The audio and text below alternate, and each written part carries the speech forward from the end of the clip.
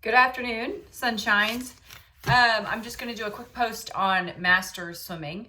I get a lot of questions around it, and I wanted to clear up kind of what masters is and how it works, and who maybe ought to use masters and who maybe should not consider masters.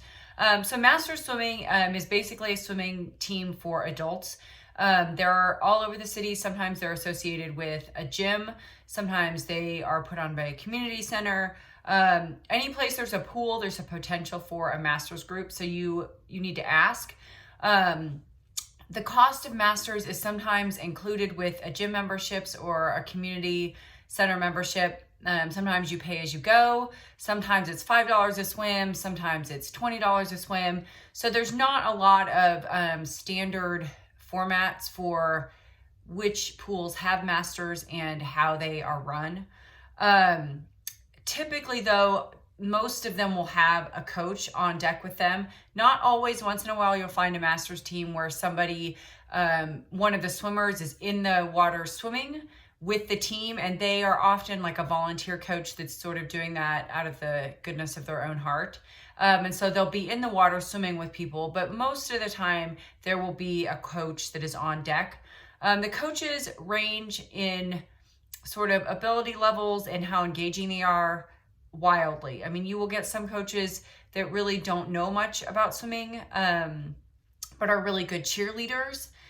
You'll get some coaches that know a whole lot about swimming, but aren't very interactive.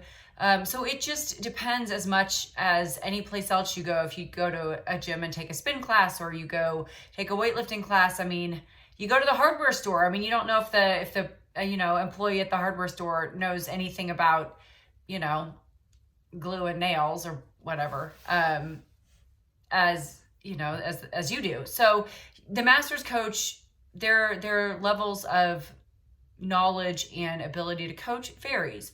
But they should be nice, and they should know enough to help you get started and introduce you and tell you what lane to go into, and it's their job. So, if you are intimidated to go on deck there, remember that the coach is there to help you with that. And so masters, who's masters for? It's really for any adults. So you will have, there's usually the two most popular contingents of people who swim masters are either ex-swimmers of all levels. You'll have some that, swam through high school and then didn't swim for a long time and ended up coming back to swimming as an adult. You'll have some that swam through college. You'll have some that are just, grew up swimming and then want to just do it recreationally for fitness. Some who want to still compete. So it ranges across the board.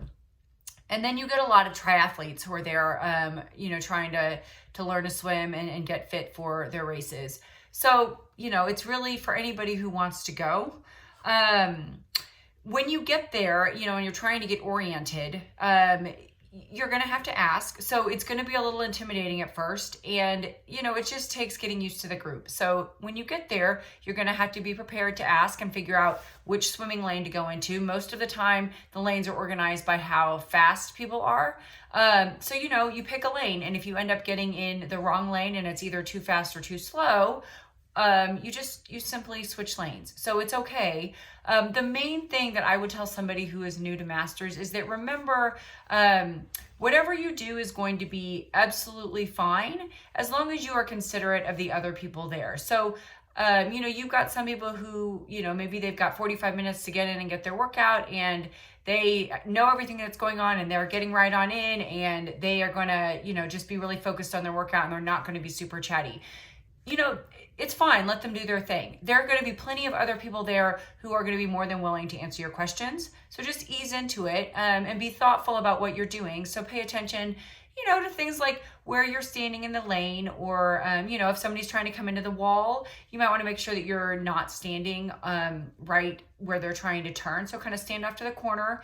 If you're a little slower than other people in the lane, simply pull off to the side and let them pass.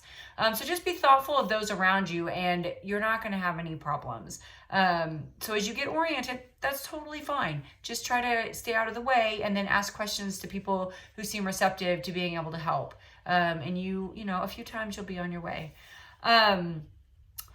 So what do you do if you start masters and, there's a lot of there'll be the sets, like, so the coach on deck will give sets to the team. As far as what you're supposed to do, like how far you're going to go, how much rest you're going to take, how hard you should be swimming, all of those kinds of variables. And that comes with a certain set of lingo, right? So the yards that you're going to swim, and knowing that one length is 25 yards and 100 yards is 4 lengths, and that kind of stuff is stuff that comes very quickly out of the coach's mouth and can be a lot to understand. So you may need to ask the coach to repeat it. You may not get it all the first time through. That's fine. But when they convey a set, they're either verbally going to tell you or they're going to write on the board how far you're going to go, how much rest you're going to take, and how hard you're supposed to be swimming. So those are the things that you need to be listening for.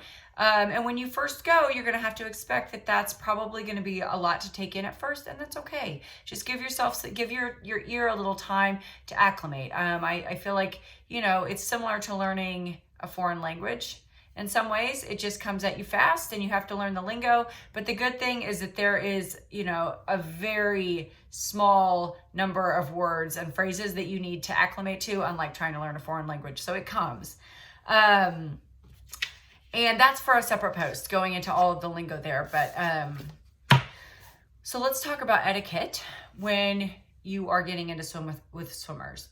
So lane etiquette is really important, and there tends to be, much like the conversation between how bikers don't like how triathletes ride. They 1,000 things about how we ride, and we don't do a good job. Triathletes, they're training for triathlon. They're not training for swimming, so they often are joining swimmers, but do not come up with a swimming background, and so you don't know. So I'm going to give you some tips here. When you're in a lane, you will notice that people do what's called circle swimming. So you go down on the right, you come back on the left. Down on the right, back on the left. That's just nice etiquette. If there's only 2 people, you can split the lane. It's just nice to ask how they would like to set up the lane, because some people just prefer to circle swim no matter what. You want to be conscious of people around you. So people get in different lanes, and they're all different speeds. And just like with any sport, you're going to have people that excel at different parts of swimming. So, you may have, for running, for example, you may have somebody who really excels at track, but they're not so great at marathons. Well, in swimming, you can have the same stuff. You may have somebody that's really good at the short distance, but not so good at the long distance, or really good at kicking sets, but not so good at pulling. Or maybe they really excel at some of the alternative strokes to freestyle, but they're not very good at freestyle. And so it's not all swimmers will do this, but it is very nice to communicate with your fellow lane mates to figure out who needs to go where in a lane, depending on what set it is. And you will find that a lot of people don't do this. So, that is something that, as a coach, there's just no reason to not do that. It makes me batshit crazy. So if you have somebody that is faster than you during a certain set, let them go. If you have somebody that's slower than you and they're not letting you go, simply say, "May I please go ahead of you?" People get weird about it, but you got to do it. You don't want to be coming up on someone's feet all the time, because it ruins your swim. And really, if you have somebody coming up on your feet because they're faster than you, it's really annoying. So adjusting for who's faster than who is a really good idea. And it's fine. We put our egos aside. You're going to adjust for who's faster than who. And the other thing is when, so just in being aware, you've got circle swimming. You may need to adjust who goes in front of who, depending on how fast people are. And you want to make sure that when you are swimming behind someone, that you give them at least 5 seconds off the wall before you go again. So if I have somebody that's left me and they're starting to swim on the set, I'm going to count 1 1,000, 2 1,000, 3 1,000, 4 1,000, 5 1,000, and then I'm going to go. We are not going to leave 2 or 3 seconds after somebody and then climb up on their feet. That is not good etiquette. It is bad. Do not do that. If you find you're catching somebody, you might give them 10 seconds. And then if you're still catching them, go ahead and ask if you can go ahead of them. But that, think about staying out of somebody's way. That's really, that's the thoughtful thing to do, just like people should be thinking about how they can help you and stay out of the way there. Let's see. I think that's, do we have anything else?